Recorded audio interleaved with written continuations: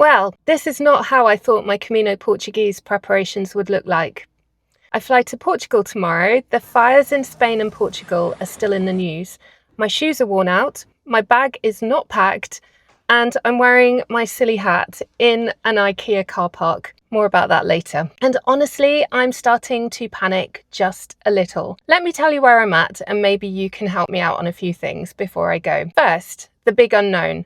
Due to a heatwave in Europe and lack of rainfall, there are currently forest fires in both Portugal and Spain, and some are close to Camino routes. Last week, in fact, people were being advised not to walk the central Portuguese route, and the Camino in Viana route in Spain was closed. In fact, it probably still is, with people being evacuated from villages. So whilst things near the Camino Portuguese central route do seem to have improved somewhat, I guess there still is some uncertainty, and there are possibilities, of course, of further fires breaking out. We've booked flights into Porto, but we haven't fully decided which route we're going to walk. It will depend on the fire situation, the heat, and what's safe once we arrive. I'll be walking with my husband and my daughter this time, so route decisions will be shared, but right now we are keeping things flexible. In the past, I've been more decisive about packing, but this time, not so much. Do I take my 600-gram sleeping bag,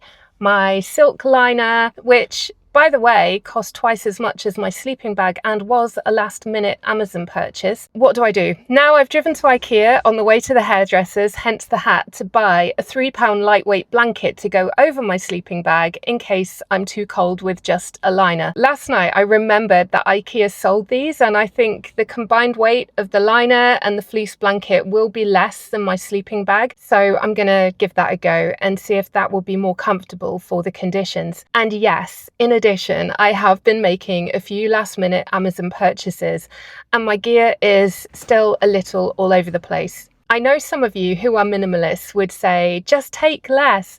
But I am right now in that weird headspace where I want to be prepared for everything, and yet I'm also scared of having a backpack that is too heavy. And I think this is a really common place for people to be in right before they leave. Yeah, I think it's a really common process that most people go through as they are putting things together in their bag. Do I take 2 pairs of shorts or do I take 1? Will I need long trousers? Let me know in the comments if this is a familiar process to you, and what do you actually end up packing in the end that is different to what was on your original list? Did you add a few extra things just in case? I will in fact leave my final packing list in the description, so do feel free to check that out. And then let me get to my shoes. There is my shoes. I love my Ultras, and my current favorite type are Ultra Timp 5s. But the downside of them is, and same with all trail runners really, is that they do wear out more quickly than hiking shoes and boots. But for comfort, space, breathability, allowing my toes to spread out, all of those things, my Ultras have been an absolute game changer. But I realized after walking a 6-day trail in the UK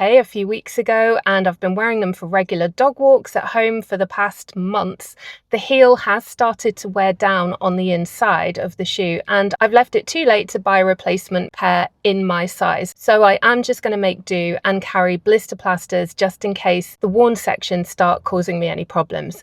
I know that's not ideal, but that's just where we are. And we've booked return flights this time, so we will be on a time schedule, and we've got to get back to work and college and things like that. So we can't overcomplicate the route, but we also want to enjoy it and not just race from A to B. My goal this time is to actually experience the more spontaneous side of the Camino. This is honestly outside of my comfort zone. So while we've booked accommodation in Porto, after that, I haven't booked anything. On the Camino Francis previously, I did book the first few nights just to make sure that we were okay and we were getting into the swing of it. But this time, I think we are probably going to wing it. So here's the thing. The fires, the packing chaos, the worn out shoes, and that is just the start.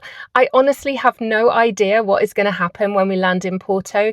The route could change, the weather could turn, And with all three of us walking, there's likely to be plenty of unpredictable moments. I will be filming as I walk, and I plan to share all of it with you, so you will get the real Camino experience eventually. It takes me ages to make a long form video, but if you would like to keep updated, I could do some regular short videos from the Camino. If this is something that you would like, please do write shorts in the comments below so I know that it is something that you would actually want to see. And if there are enough people want that and you want to follow along in real time and see whether I actually survive this packing situation, hit subscribe now so you don't miss the first update from the Camino Portuguese. Got one.